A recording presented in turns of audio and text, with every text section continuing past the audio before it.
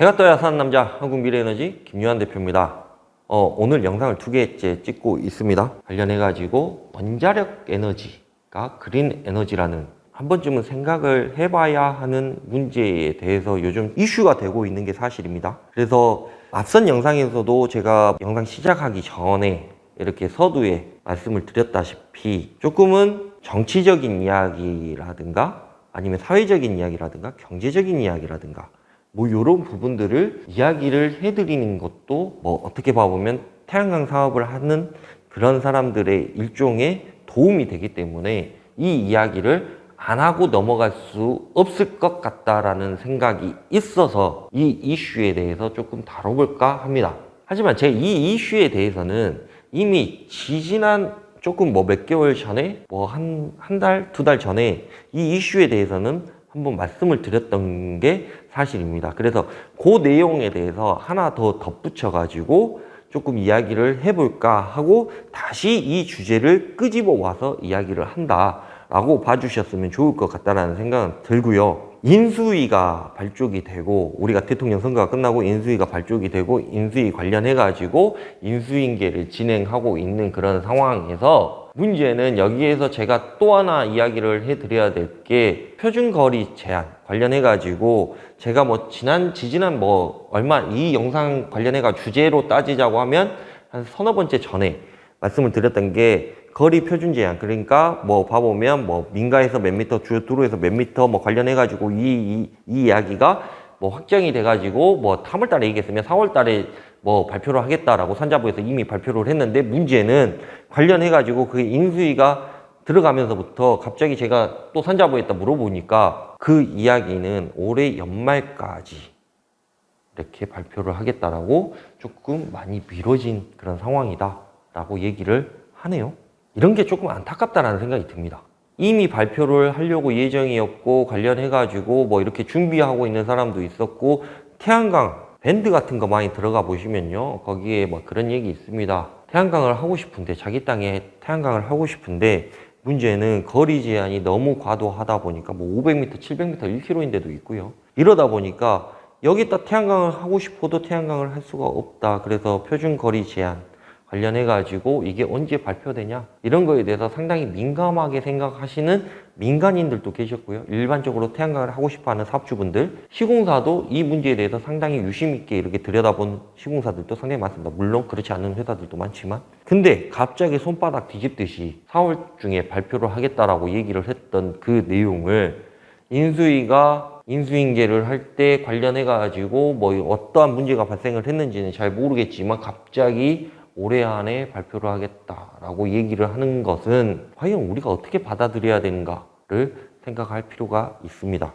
조금은 그런 게 안타깝다라고 제가 서두에도 말씀드렸다시피, 이렇게 정말 태양광이라는 시장 자체를 얼마나 무시하면 저런 행태를 보일 수가 있을까? 그러면 태양광을 하는 사람들은 도대체 어떤 사람들을 믿고 정부를 믿어야 되는 것도 아닌 것 같고, 어떤 사람들을 믿어가지고 사업을 영위를 해야 되는가에 대해서 솔직히 화가 많이 난 그런 상태입니다. 아무런 허가의 제약도 없고 허가 문제가 없는 그런 상황에서도 말도 안 되는 토목공사를 요구를 하는 공무원들도 있고요. 관련해가지고 태양광 회사들이 무슨 떼돈 버는 것도 아니고, 태양광 회사들이 무슨 자선사업가도 아니고, 태양광 회사가 무슨 유니세프입니까? 기껏 해봐야 100km 공사해가지고 1,000만 원, 2,000만 원, 3,000만 원 겨우 남겨가지고 법인세 내고 세금 내고 직원 월급 주고 이것저것 하다 보면 남는 것도 없는데, 문제는 믿어야 할 기관마저도 그렇게 기대를 저버리고 그따위로 일을 한다는 것 자체부터가 저는 상당히 불쾌하고 성질나고 화가 나는 그런 상황입니다. 여하튼 그런 것들은 그런가 보다 하고 넘어가야 될 것 같다는 생각은 들고요.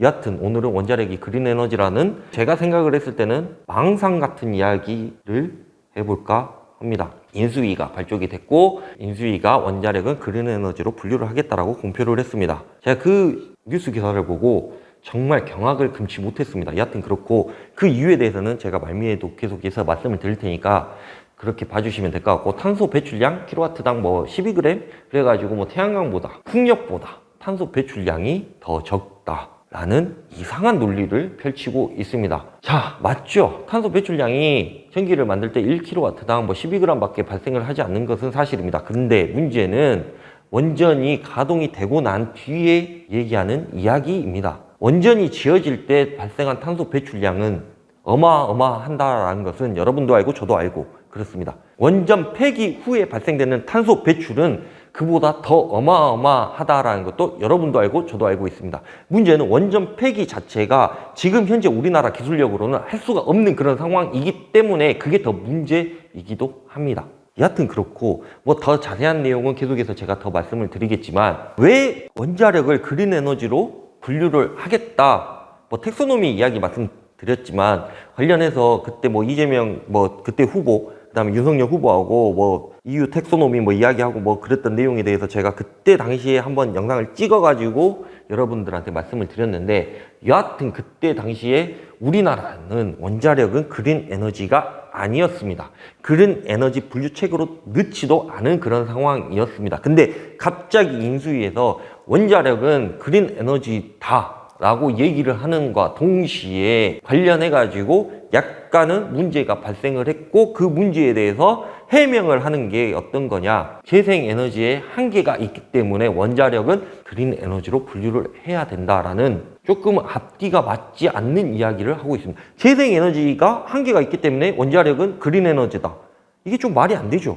네가 그렇게 했기 때문에 나는 이렇게 했어 라고 얘기하는 건 말이 됩니다. 근데 재생에너지가 한계가 있기 때문에 발전원, 재생에너지, 뭐 태양광, 풍력, 뭐 수력, 뭐 이런 것들 관련해가지고 얘네들이 한계가 있기 때문에 원래 원자력은 그린 에너지도 아니었던 것은 그린 에너지로 우리가 분류를 할 거야 라는 게 말이 됩니까? 상식적으로?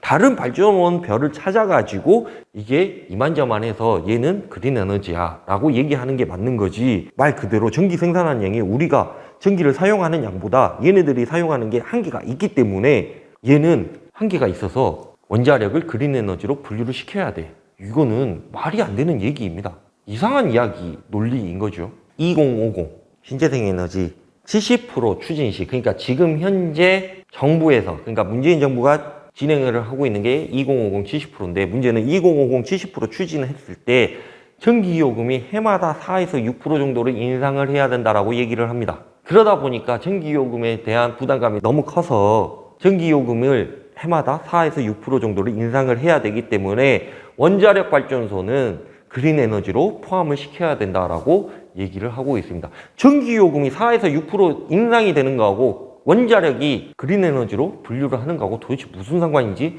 저는 이해를 할 수가 없습니다.